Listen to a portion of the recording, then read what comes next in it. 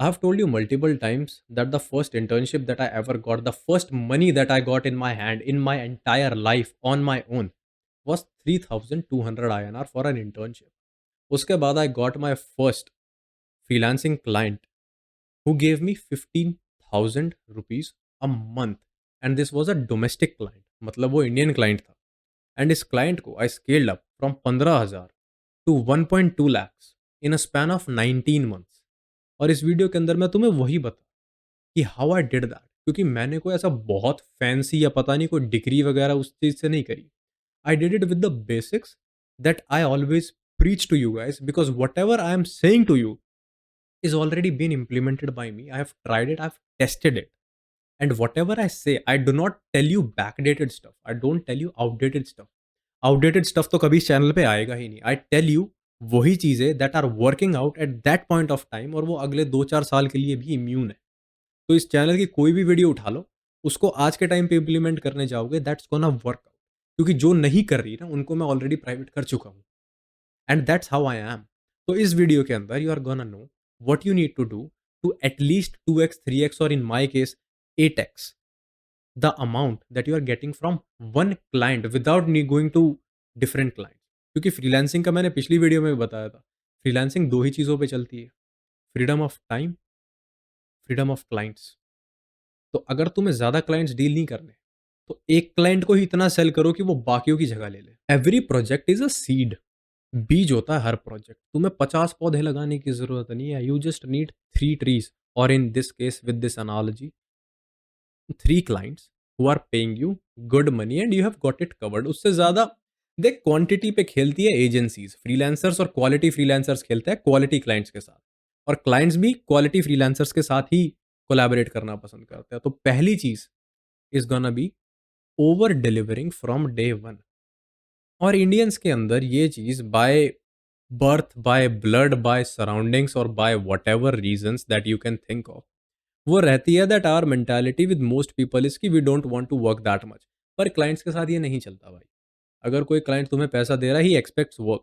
पर अगर जितना वो तुम्हें पैसा दे रहा है उससे ज़्यादा तुम उसे काम करके दोगे, एक टाइम के बाद या तो वो आगे से खुद ही कह देगा कि भाई तू ज़्यादा काम कर रहा है, ये ले थोड़ा सा एक्स्ट्रा तेरा बोनस.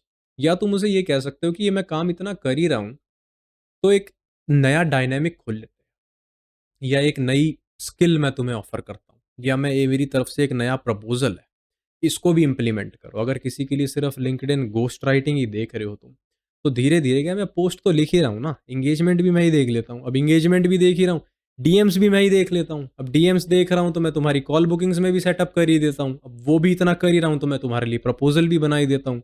अब प्रपोजल बना दिया तो तुम्हारी जो कॉम्स स्ट्रीमलाइन करनी है मैं वही कर देता हूँ. अब अगर कॉम्स भी स्ट्रीमलाइन हो गई, उसके पास ज़्यादा काम है, तो लाओ तुम्हारा वीआई बन जाता हूँ, मैं तुम्हारे बाकी बिजनेस ऑपरेशन हैंडल कर लेता हूँ.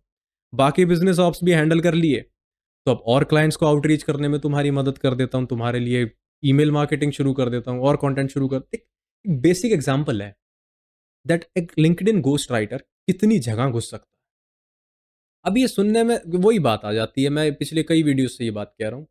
तुम्हें सुनने में लगेगा that Vaibhav has gone crazy और what he is saying is not true, but this is how people in my circle are operating, this is how I am operating, this is how I operated.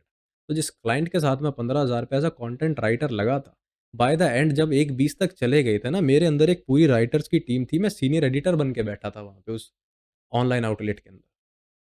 तो वहाँ तक चीज़ें ऐसी ही जाती है. पहले तुम कंटेंट राइटर से शुरू करते हो, फिर वहाँ तुम ओवर डिलीवर करते हो, तो उसे दिखता है कि यार ये तो एडिटोरियल स्किल्स भी है इसके पास, पर वो कई टाइम तक तुम्हें चेक करता है और तुम उस चीज़ को करते जाते हो. ओवर डिलीवरिंग मैटर्स, बहुत मैटर करती है. अगर तुम्हें ज़्यादा हेज़ल नहीं चाहिए, 10 क्लाइंट्स की हेज़ल मैं कभी नहीं रख सकता. मैं मैक्सिमम 4 या 5 पे बॉटल नेक कर जाऊँगा, क्योंकि उसके बाद 2 ही चीज़ें होगी, या तो क्लाइंट का दिमाग खराब होगा या मेरा होगा.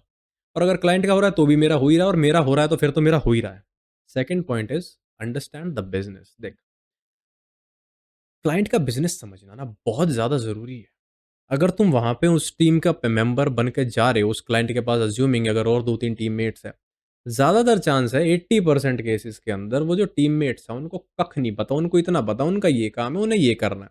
अगर तुम किसी गाड़ी की कंपनी में जाओगे और उसको कहोगे कि जो फैक्ट्री में लाइन वर्कर है, उस लाइन वर्कर को कहोगे ना कि ये इंजन के अंदर कंपोनेंट कैसे क्या असेंबल हो रहा है, क्या हो रहा है, तो वो एनालॉजी समझो तुम, उसको नहीं पता होगा. Same is with people. अभी डिजिटल बिज़नेस चला रहे होंगे बट उन्हें अपने जैसे कोई परफॉर्मेंस मार्केटर है, कई केसेज़ में होता है परफॉर्मेंस मार्केटर को अपने परफॉर्मेंस मार्केटिंग के अलावा कुछ आता ही नहीं है। एसईओ वाले को एसईओ के अलावा कुछ पता ही नहीं है। वहाँ पे एक शाना आदमी आता है जिसको इन सब चीज़ों की थोड़ी-थोड़ी नॉलेज होती है और वो इन चीज़ों में धीरे-धीरे, धीरे-धीरे घुसता रहता है और इन सब की जॉब खा जाता है। शाना आदमी इज़ मी, मी शाना। और यही तुम्हें करना है। Understand their business. उनको इनसाइट्स दो, आउटपुट्स दो, रिजल्ट्स प्रोवाइड करो।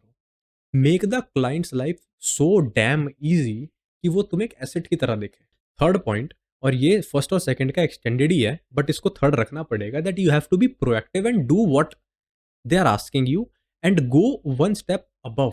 देख, इंडियंस के साथ ये प्रॉब्लम है क्योंकि मैंने इंडियंस के साथ काम किया और जो मेजर डिफरेंस है ना, जो इंडियंस इंटरनेशनल क्लाइंट्स के साथ काम कर रहे हैं, इंटरनेशनल में फुल टाइम है, और जो इंडियंस इंडिया के अंदर ही फ्रीलांसिंग करके डोमेस्टिकली रह गए, सबसे बड़ा डिफरेंस ये है, डोमेस्टिक इंडियन फ्रीलांसर्स जिनके पास बाहर का कोई क्लाइंट नहीं है ना, उनकी प्रोएक्टिवनेस बेकार।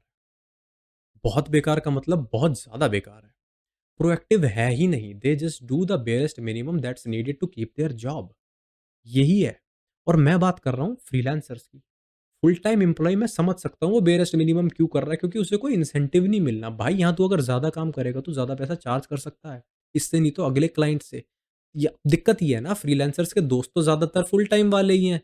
ट्रेड्स तो अपने जो 5 लोग हैं सर्कल में वहीं से उठाओगे। अब 5 लोगों के अंदर ही तुम्हारे पास ऐसे सैंपल है तो फिर क्या ही कर सकते हैं। तो तुम भी एक सैंपल ही बन के आओगे। अब 5 बंदे तुम्हारे पास प्रेडेटर किस्म के हैं, मेरे जैसे हैं जो लगे ही पड़े, जिनका डेली शेड्यूल देख के तुम्हें हो रहा है कि भाई ये तो कुछ पता नहीं क्या ही कर रहा है। तो फिर तुम भी वैसे ही बन जाओगे कि तुम्हारा शेड्यूल देख के लोग कहेंगे कि भाई ये भी पता नहीं क्या ही कर रहा है, बिज़ी बहुत रहता है बट चल भी बढ़िया रहा है and he is doing well in all aspects of life. तो your circle also matters. But you have to be proactive. जितना कह रहा है उससे ज़्यादा करो, एक स्टेप ऊपर लो, अकाउंटेबल बनो, be the man that can be relied on in the hard times, so that you don't get laid off in the good times और you don't get sideline in the good times. क्योंकि good times में कोई lay off तो करेगा नहीं, but good times में sideline होते हैं लोग।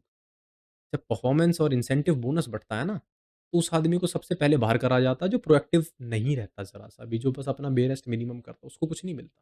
Fourth factor would be building the trust factor, क्योंकि ज़्यादातर सर्विस प्रोवाइडर्स मैंने देखे हैं कि उसको ना बिल्कुल ऐसा ट्रीट करते, तू पैसे दे रहा है मैं तेरे को सर्विस दे रहा हूँ, पैसे दे रहा service.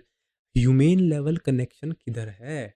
Another person is human. You need to build trust with them, you need to earn their trust, you need to be that person कि अगर तुम्हारे पास को अपनी 1 लाख की पेमेंट छोड़ रहा है तो he can be rest assured कि तुम वो 1 लाख कहीं नहीं जा रहे, तुम उसका गलत यूज नहीं करने वाले। देर आर मल्टीपल इंस्टेंसेस जहाँ पे clients would be more than happy to pay you what you are getting right now, उससे ऊपर they can pay you if they trust you, if they trust your ability. Like if a client calls you at 11 PM और कहता है कि यार बहुत urgent है, ये वन टाइम सिचुएशन है, you need to take care of it and you take care of it at the odd hour, उस क्लाइंट को याद रहेगा and he is gonna compensate you for that sooner or later down the line. चीजें याद रहती है लोगों को। People always remember people who have help them. At least this is what me and the people around me have. But बाहरी दुनिया में I know there are a lot of people of the एहसान फरामोश category. For them you no matter how much you good you do, they will always forget it and remember the one bad thing you did once and unintentionally or intentionally or whatever it is, but they never look at the positive side. But अभी ऐसे नमूनों के लिए you can't stop doing the good thing, right? And that in this industry, service based industry, your attitude, your responsiveness, your proactiveness, all these stuff matters. तो तुम्हारे पास तो कोई option ही नहीं है उसको एलिमिनेट करने का या उसको बिल्कुल ही बाहर निकालने का और to eliminate it completely. The favourite and the most important part of mine is become the go to person for other things. ठीक है, you are hired as a content writer, I was hired as a content writer, I started doing the SEO. I started entering into the performance marketing stuff. I went into the paid ads. I went into the organic traffic. I write the website copy. I help the copywriters. I starting editing the copies of my fellow writers. Then I started bringing up topics on my own. Then I started pitching them to the content manager who was there at that time. Then I started helping out the content manager with his task apart from my tasks. Then I help the content manager का manager होता है उसके ऊपर जो the you know the content director and all that stuff. I started helping him out with the stuff. I started pitching ideas to them.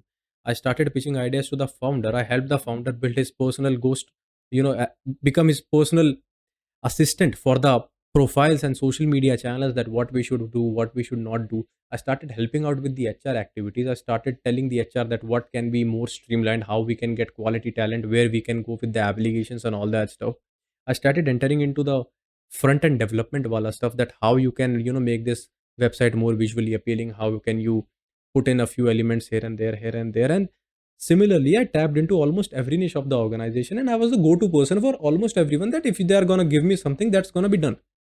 And a person like me, when you know that this person can handle the HR, like if somebody is absent from a particular team, this person is the person that you can rely on, then companies and people and founders, no matter which country or they are domestic or international, they are willing to shell out their money.